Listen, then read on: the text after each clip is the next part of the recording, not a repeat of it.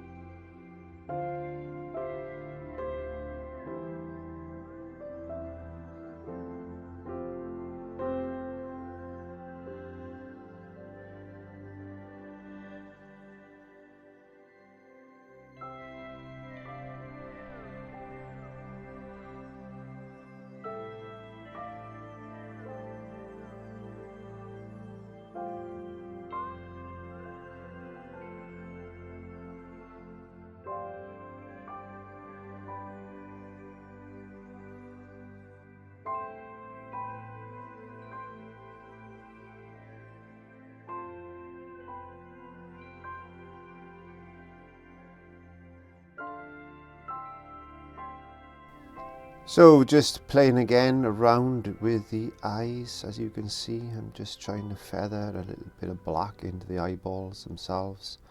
I'm just playing around with shape now rather than colour.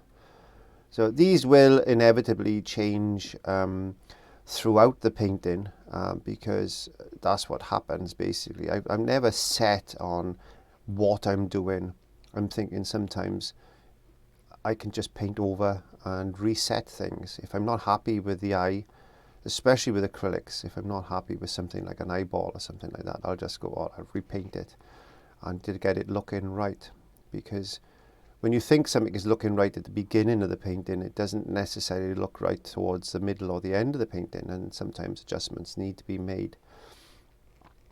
So playing on the white part of the fur, again, this is another area where difficulty have set in, especially with this particular painting when I've been trying to get the shape mirrored either side. And it's a little bit difficult because when a mistake is made, you know there's a mistake, but you can't for the life of you find it.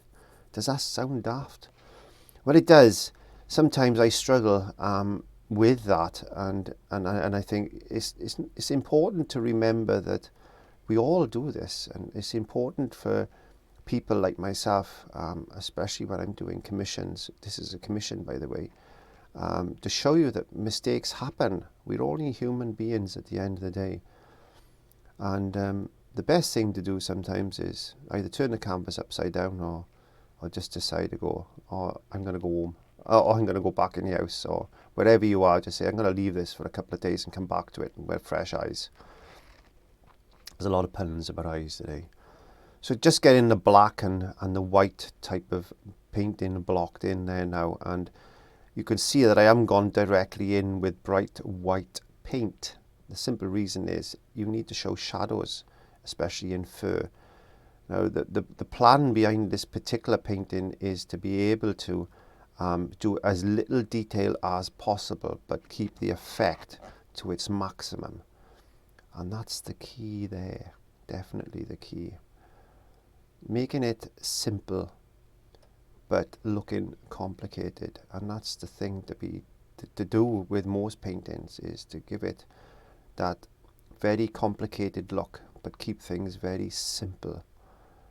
You look at the old master paintings, and sometimes if you really go up close to them and study them, you'll think, wow, you know, that looked a lot more complicated further back. And that's why paintings really should be viewed from at least 6 feet.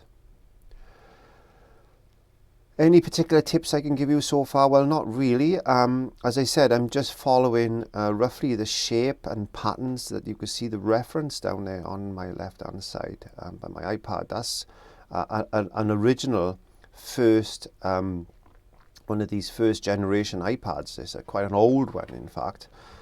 As you can see by it being first generation. A little story as attached to that iPad. I had a few problems with it last year, and I took it into an Apple shop to get them sorted it out for me, because things to do with updates and things, you know, it messes up the operating system on them. And I took it in, and this lovely young girl said to me, wow, she said, that's a first generation iPad. I've never seen one of them, she said. So when we actually placing in the black, it's just basically a very dry paint. It's not wet too much. I haven't put a lot of moisture into the paint. I just want it to smoothly run a little bit. So be very careful with the amount of water you actually place into the paint itself, because it can affect the paint film. But I don't want to frighten you, but just be mindful. Try not to thin it too much. You just want it to be able to float across the surface. But you're looking for something like how can I say it? Something like a cream cheese then. So don't paint with cream cheese because it smells. But yeah, you need to get the paint like a cream cheese, and once your paint starts to run out of your brush, don't over brush it unless you want a dry brush look.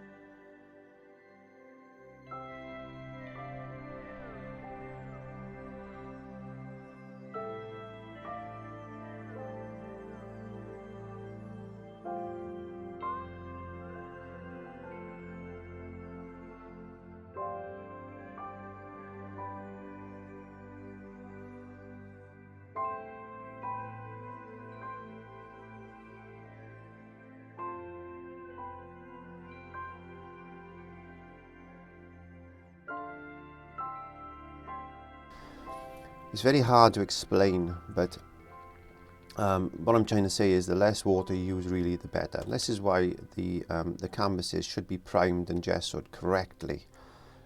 Even if you bought them, you should always make sure you've primed them and gesso them yourself, because you know that the surface of the painting is going to be correct to take your paint. Because I've said this so many times over the years that even the painting, the canvases you can buy from these arts and crafts stores can have grease spots and things on them. So don't assume that they're ready for painting. I never assume anything, and I always prepare my surface correctly myself. So let's just watch me block this in, and this is a very boring part of the painting. So it just takes a lot of time and effort, and that's something you need to do. And just play around. You can see the depth of the eye already started on the right hand side there. So I'm just going to play a little bit more music now, I think.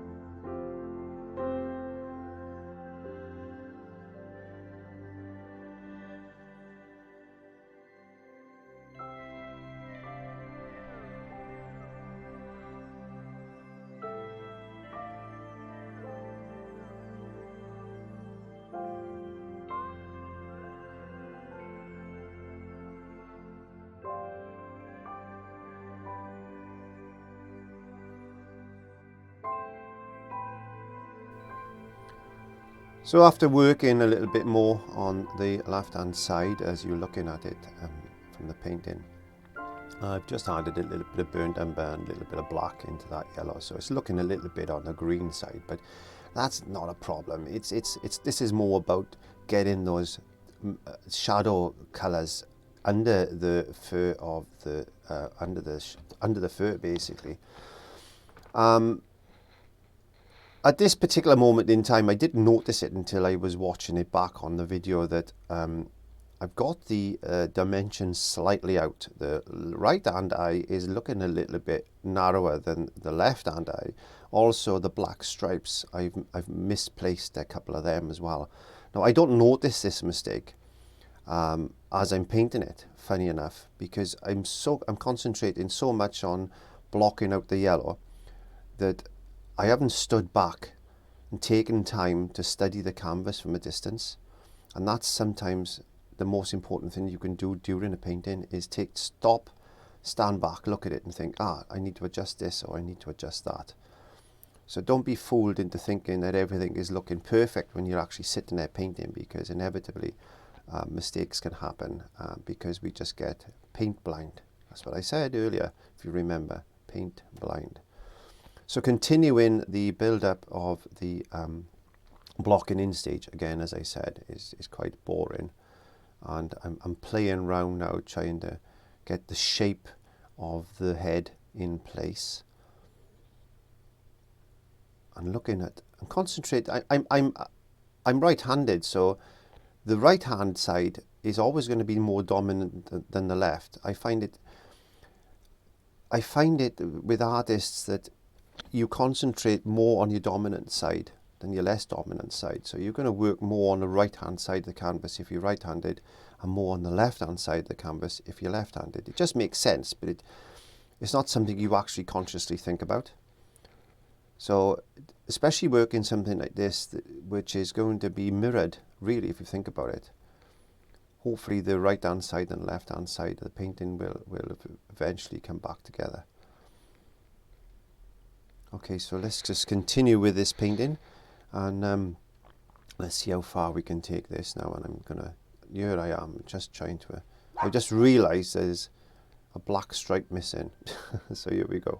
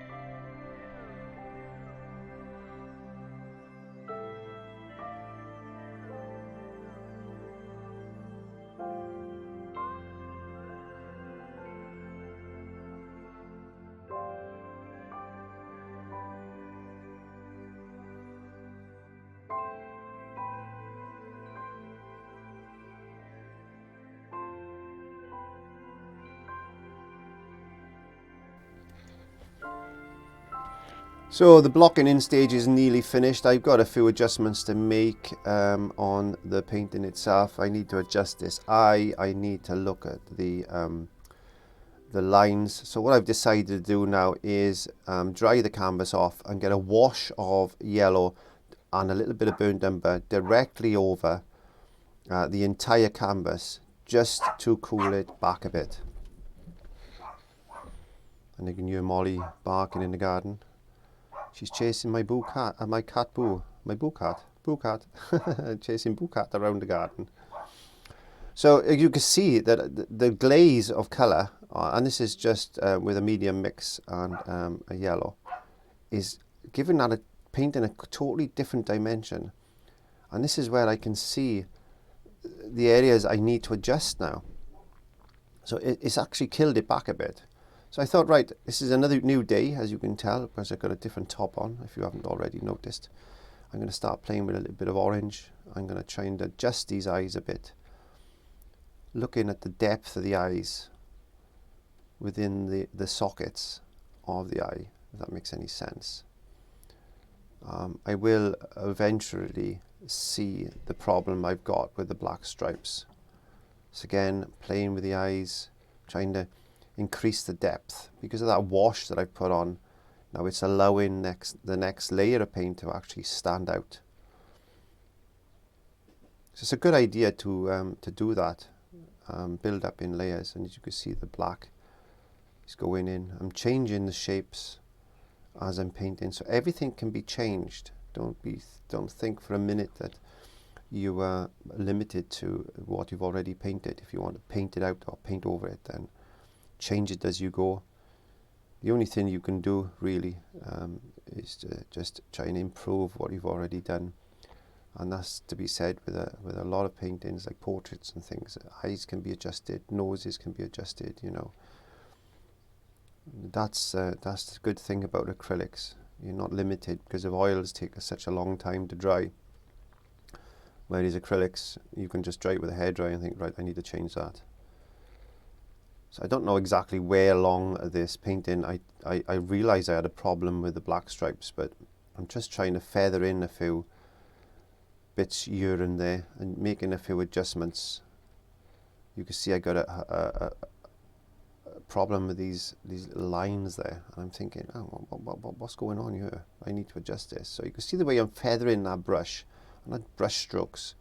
I'm doing those little flick up marks to try and replicate the fur that's around the face. Don't forget that it's very short there. It's not a long fur, so just try and get those undercolour and under lining midtones and things in place, and playing around with a little bit of white here and a little bit of black there, and just little feathery marks.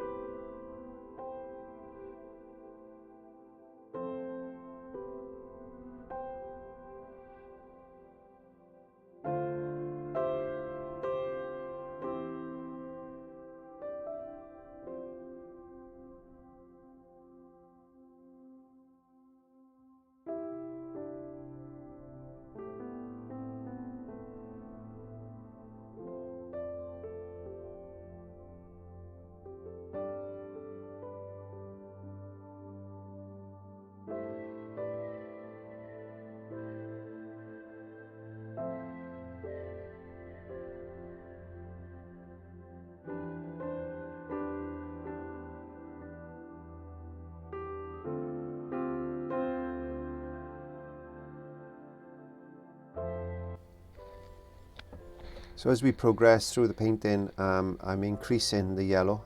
I'm actually mixing yellow with a little bit of red and a little bit of white as well, and to get that orangey look. So you mix a nice orange, basically. Mix a nice orange and then add a little bit of white to it to get that flick. And you should be able to see now, because I'm actually painting from dark to light, I'm putting these little lighter strokes in, and you should be able to start to see the fur start to come together and grow on the canvas, and we'll get those shapes right. I still need to adjust that eye over there though, but at the moment I'm just concentrating on getting the fur to look right on the face. Don't forget about where the fur is actually flowing. Try and get that growth of fur correct on an animal. The center part is the bridge of the nose going into the forehead, but you can see it is starting to come together. I thought I'd put a few bit more black in here and there. I still need to adjust a few things, but as I said, this took me a few days to paint, but it did turn out very nice, which you'll see towards the end anyway.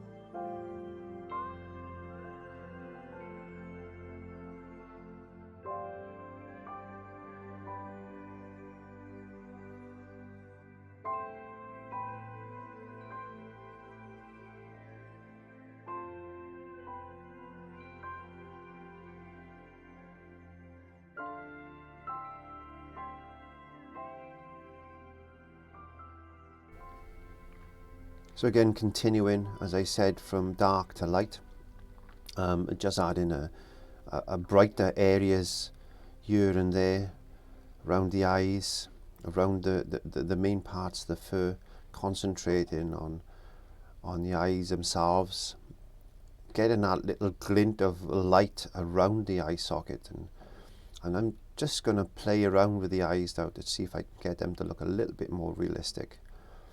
A little bit of shading, a little bit of detail, and just basically, you can see the angle of the camera is I'm sitting at an angle as well, which is more complicated, but just the angle of the camera is making those eyes look different from where you were looking at it. And if you've got an easel or something that's on a slight angle, bear that in mind, because it can throw your perspective out.